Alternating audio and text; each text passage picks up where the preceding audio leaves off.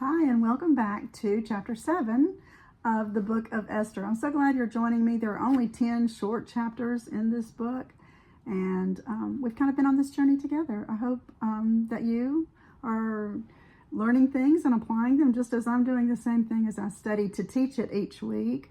But you remember when we left off last week in chapter 6, Ahasuerus had a sleepless night, and we said he had so many distractions he could have called upon to tire himself out and fall back off to sleep, but he called for a book, and it was a book of Chronicles. It was a book of remembrance, and you might recall that we talked about God has a book of remembrance too. We went to Malachi 3 for that, and he's writing down everything too. The book of Chronicles that Ahasuerus, the king, had just was the history, everything that had happened, who had done what had been said and done, and for good or bad, it was all written there. And so we called for this book of remembrance. Interestingly, though, everything, we see the providence of God. There's just evidence everywhere of that, because he called for a book. Number one, the chamberlain who went to get the book brought a particular book. It could have come from probably a whole room full of books. So just go into the room and just reach on a shelf and pull out one book. And it was exactly the book that would play such a major part in what happens from that point on. So he pulled a particular book, and when the king received it, he just opened the book to a particular page and began to read. None of that is coincidental. God was there all along orchestrating that. And so as he read in that book, he realized that Mordecai, Esther's cousin who had raised her, had saved his life 2 years ago. Some people say as many as 5 years had gone by. I don't know that it's quite that long, but at least 2 years had gone by. So quite some time. Nothing was ever done. We said it's never too late to send a thank you note, right? And so he wants to know how he can honor Mordecai for having saved his life. Mordecai had heard of a plot to overthrow the king, and he had sent word to the king. And so it saved the king's life. He thought, what could I do to Mordecai for his goodness, kindness to me? And so about that time, it had to be the nighttime, I'm thinking, when Haman arrived. He had gone home, you recall, to talk to his supposed wise advisors and his wife Zeresh, and they said, I tell you what we need to do with that Mordecai who's not bowing to you every time you walk into the palace to see the king. What we should do is just build a gallows for him and hang him on it. And they built it. It was the equivalent of 75 feet high. That meant that the whole city would see Mordecai being hanged for his supposed crime. Anyway, so Haman had gone to the castle, same time that Esther is there, same time that the book has been brought and the page has been read about Mordecai saving his life. So when the king realized that Haman was in the court, he said, send him on in. And he said, before Haman had time to say anything, he said, what should be done? The king said to Haman, what should be done for the man whom I choose to honor? I wish to honor. And Haman, thinking that the king wanted to honor him, said, oh, his robe, the king's robe, your robe should be given to this man, and your horse, and he should be ridden through the town streets, and everybody could see that he's been promoted. And the king, in that twist of fate for Haman, said, yes, do that to Mordecai. So interesting, yes. So Haman, who hoped to hang Mordecai on the gallows, had to actually lead the parade through town, promoting him and claiming his goodness. So interesting. But anyway, we said that Mordecai and Haman are going to get their just rewards. You reap what you sow. It's a law of God. That sowing and reaping, it's a law. And some laws just can't be changed. I'll give you an example of that. Let's suppose that if we wanted to change the law of gravity, could we do that? We could not. I can pick up these papers. If I were to drop them, they are not going this way. If I pick up these papers, they are going down, because that is a law. It's the law of gravity. Well, the law of sowing and reaping is God's law, and it's the same way. We sow whatever we have reaped. But in chapter 7, verses 1 through 4, it says this. We'll just read a few verses at a time, like we've been doing. So the king and Haman came to banquet with Esther, the queen. Remember, she had planned the first banquet, knowing all along that Haman was the enemy, but she didn't say anything. So she said, would you come the next day to another banquet of wine? And so this is where this picks up. So the king and Haman came to banquet with Esther, the queen. And the king said again unto Esther on the second day, at the banquet of wine, what is thy petition, Queen Esther? And it shall be granted thee. And what is thy request? And it shall be performed, even to the half of the kingdom. We said that we weren't sure that he would give her literally half of the kingdom, but what that meant is whatever you want, Esther, you can have. And so what is thy request? It shall be performed, even to half the kingdom. Then Esther, the queen, answered and said, if I have found favor in thy sight, O king, and if it please the king, let my life be given me at my petition, and my people at my request. For we are sold, I and my people, to be destroyed, to be slain, and to perish. But if we had been sold for bondmen and bondwomen, I had held my tongue, although the enemy could not countervail the king's damage. It had already gone out. The decree had already gone out, and the king had signed it. We'll talk about that toward the end. So this second banquet, second day, the king repeats his question, what do you want? I'll give you anything you want. Up to half the kingdom, you can have it. But she approaches him with such poise and respect for his position.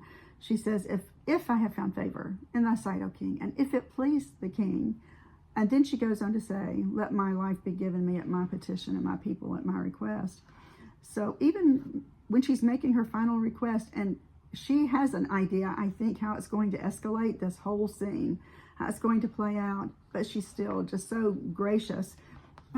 We don't know if she was just naturally gracious or had diplomacy, if she had just been trained that way, but she approached the king in respect of his position. I'm thoughtful all the time of Proverbs chapter 11, verse 16, a gracious woman retaineth honor.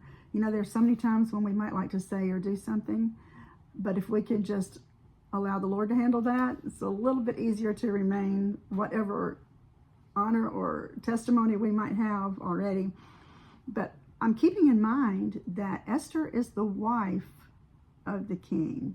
So this formality that she has, typically you don't see that between spouses for sure.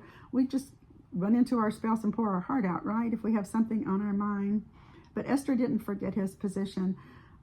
I was reminded when I was studying this, and I thought of it so often as a pastor's wife, I reminded myself, you know, it was always right in the forefront of my mind, I'm married to a man of God, and that position requires respect. So even as his wife, there was a line I knew I dared not cross. And I think if you talk to most pastors' wives, they would say the same thing. Preachers' wives, even if they're not a pastor's wife, they know not to touch God's anointed. And so there's a line they don't cross. Even if you're upset with your husband, you can't do that. And so it keeps a level of respect in the relationship, which is needful for a great marriage, I will say. Esther showed wisdom in how she presented her request. She appealed to him on a personal basis, but still did it with that poise. And I think this too, Esther knew she had never done anything but please him. And so he would expect her to come to him at that level, I'm sure. But verse 5 goes on to say, then the king Ahasuerus answered and said unto Esther the queen, who is he and where is he that durst presume in his heart to do so? That's the king's reaction right there. Who is this man? Where is he? How dare he think he's going to do this? Did he not know? Did he not remember that he was the one who had put that plan in motion or authorized it after Haman had put that plan in motion? It's curious to me about this two-way street on this in teaching school. I've always been intrigued that some students don't understand that cheating goes both ways. They think you're only cheating if you look on somebody else's paper and copy the answers. However, if you allow them to do that or give them your paper, you are party to that. Anyway, it's a two-way street, and this thing with the king and Haman had been a two-way street. We know that. He obviously signed the decree. That's how the decree was able to go out. Did he think it was just another day, just another dollar in the government office of the king? We're not sure. Or it may be like the auto pen. Who knows? Or I'm sure he signed it personally, but just document after document, crossing over your desk, sign it. What does it say? Okay, here we go. Maybe it was just routine and he didn't really read it or pay really close attention, but for whatever reason, we said, as soon as that decree had been signed in the other chapter, it says that he and Haman and he, I think maybe Haman instigated that. It's just my own personal thought. They went out and sat down to drink is the terminology. So maybe had dinner or maybe just had drinks or whatever it was after the decree had been signed. And why would they do that? Why would they just immediately sign that? They have just signed away the annihilation of the Jews.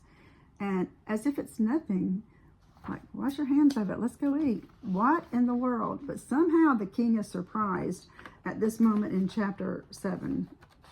I think maybe Haman suggested going to sit down to drinks because he was afraid the king would realize what he had done, maybe. I'm not sure. But in verse 6 it says this, and Esther said, the adversary and enemy is this wicked Haman. Then Haman was afraid before the king and queen. The adversary and the enemy is this wicked Haman. This meek, quiet lady has some righteous indignation in verse 6. I'm reminded in Ephesians chapter 4, verse 26, it says, be ye angry and sin not. There are some things to be angry about. Esther no longer felt the need to be meek and mild, meek and quiet. She just called Haman out. And the king's wrath was immediate. I think she waited, she had the first banquet, then she didn't say anything. Then she had this second banquet, and we wonder, why would she do that? Why would she not just tell what the problem was? I think maybe the delay maximized the impact for both Haman and the king. I think both of them felt that. Never underestimate the influence of a woman. She knew what she was doing, and God probably had prompted her to behave that way as far as the time sequence goes. But think about all the women in the Bible. We women influence for good or for bad. We are an influence, and that's documented everywhere. I think I've mentioned to you before, in those fighter jets, a lot of times they're listening to a woman's voice that's instructing them, because they say a man responds to a woman's voice more than any other voice in the universe or any other sound in the universe. It's interesting. Never underestimate the influence of a woman. Think about the women in the Bible who had influence. We'll say for bad, we'll name Jezebel, remember? Wanted to kill Elijah. He despaired enough that he wanted to die. Yeah, the influence of a woman. He had just slain 450 prophets of Baal, and one woman had him running for his life. But think about some other women who carried great influence. What about Eve, the mother of all living? For sure she did. Adam was not deceived. The devil got Eve, and she got Adam. What about Sarah? Yeah, the mother of the tribes of Israel. Deborah, Barak wouldn't even go to war without her. Miriam, Moses' sister, who led the women of Israel in song and timbrels and things like that over victories. Jael. Now she's a character. Remember, she just kind of joined in with the military, put a tent peg through his skull for military advancement of Israel. What about Tamar? We don't think too highly of some of the ways she did things, but Jesus came from the tribe of Judah, so Tamar played a part in that, and she's in Matthew 1 in the genealogy of Jesus. Then there's Rahab, who is also in the genealogy. Abigail, she was such a soothing voice to the future King David that he didn't take revenge like he had planned. There's Bathsheba. Even at the end of David's life, Bathsheba and David were jam up jelly tight, as we say. They were just still tight after all those years. And we can't overlook Mary, the mother of Jesus, can we? Such influence. We're still influenced today by that story. But I want you to think about, let's see, it's 1 Peter chapter 3, yes. 1 Peter chapter 3 says this, talking about a woman and her role. Likewise, you wives, be in subjection. A lot of women don't like that. To your own husbands, that if any obey not the word, they also may without the word be won by the conversation or the conduct of the wives, while they behold your chaste conversation coupled with fear, whose adorning let it not be that outward adorning of plaiting the hair and of wearing of gold, or of putting on of apparel. Some people say, I've heard some people take that verse to say, oh, you shouldn't wear any jewelry, you shouldn't wear any makeup. But if you're going to apply that, it also says, or putting on apparel, and you definitely need to wear clothes. Just saying. Okay, verse 4 of that says, but let it be the hidden man of the heart, and that which is not corruptible, even the ornament of a meek and quiet spirit. I love that analogy of an ornament, which is in the sight of God of great price. For after this manner in the old time the holy women also who trusted in God adorned themselves, being in subjection unto their own husbands, even as Sarah obeyed Abraham, calling him Lord, whose daughters ye are, as long as ye do well, and are not afraid with any amazement. And so we just see that influence of a woman right there, whose daughters you are, were spiritual descendants of Sarah. As long as you do well, it said, and that would just involve righteous conduct, doing good, even when it's difficult to do that. Are not afraid with any amazement. Just means not overcome by fear and panic, not living in fear and panic all of the time. So the idea is not to be a wallflower, where it says a meek and quiet spirit is in the sight of God of great price. It doesn't mean just fade into the background. The women we've just named stepped forward and had influence, and God intended for women to carry their influence for good. So not to be a wallflower. What it means is don't be worked up all the time. Have you ever seen any women, and every time you see them, they are worked up about something?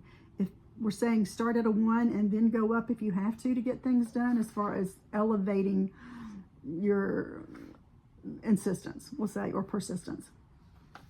But so many women start out at an 11 instead of a 1. So the idea is just not to be worked up all the time. In verses 7 and 8, back in Esther, it says, and the king arising from the banquet of wine in his wrath. We said he was immediately angry. He went into the palace garden, and Haman stood up to make request for his life to Esther the queen, for he saw that there was evil determined against him by the king. All of a sudden, Haman realizes this is not going to end well for him. And so the king stands up and he walks out into the garden, leaving Haman and Esther still in the room. I'm thinking there had to be some type of guard somewhere close by, but for however it played out. Verse 8 says, then the king returned. So he walked back into the room from the garden. Then the king returned out of the palace garden into the place of the banquet of wine. And Haman was fallen upon the bed whereon Esther was. Then said the king, will he force the queen also before me in the house? As the word went out of the king's mouth, they covered Haman's face. You know, this Haman, he shows no discretion in anything he does at all. No common sense. What does he think he's doing? You know, in these days, and even in New Testament days, it was like a couch that you kind of lounged on instead of like chairs with backs like we sit in right now. But Haman fell upon the couch, like leaned forward toward Esther as she is on the couch. What was he thinking? One writer that I saw somewhere, it was a Jewish historian, Jewish writer. It wasn't Josephus. But this Jewish writer said that Gabriel pushed Haman onto the couch. I don't know that that's true. Gabriel usually delivered good messages, but he did deliver a few bad messages. But whether or not he would push Haman onto the couch, I don't know about that. But at any rate, the king walks back in, and Haman has leaned over toward Esther. And so then that's when the king says, will he force the queen also before me in my own house? What is he doing? And as soon as the king said that, I think this is evidence there were chamberlains in the room or guards of some sort. It says, and they covered Haman's face. So they, whoever they are, were in the room. But covering Haman's face was just indication that there would be execution, because you've seen it before, like I have in the movies or whatever. They put the black thing over their head, and you know this can't end well at all. So Haman was caught in his own trap. The chapter ends, verses 9 and 10, and Harbana, one of the chamberlains, said before the king, behold also the gallows 50 cubits high, so 50 cubits, that's equal to 75 feet, which Haman had made for Mordecai, who had spoken good for the king, standeth in the house of Haman. Then the king said, hang him thereon. Yeah, so it's just been flipped on him, and Haman has been caught in his own trap. The reference that I'm reminded of Haman when I read it in Psalm chapter 7, verses 14 through 16. Listen and see if this doesn't sound like Haman. Behold, he travaileth with iniquity, and has conceived mischief, and brought forth falsehood. He made a pit, and digged it, and has fallen into the ditch which he made. His mischief shall return upon his own head, and his violent dealing shall come down upon his own pate. Doesn't that just sound like exactly what just happened to Haman? So caught in his own trap. God often works this way. If you read Proverbs, you kind of see that indication there too in several verses. Perhaps the greatest example of this, being caught in your own trap, was when Satan thought he had won by getting the crowd to crucify Jesus, because the cross turned out to be the utter demise and defeat of Satan. Did he not see that coming? So the Bible says, so they hanged Haman on the gallows that he had prepared for Mordecai. Then was the king's wrath pacified. That's how Esther 7 ends. The king's wrath was pacified, was satisfied. And I couldn't help but note, in the case of Mordecai and Haman, the guilty died in place of the innocent. But in the case of Jesus and us, it was the innocent dying in place of the guilty. Anyway, so many thoughts from Esther chapter 7 for what we should be doing and what we shouldn't be doing.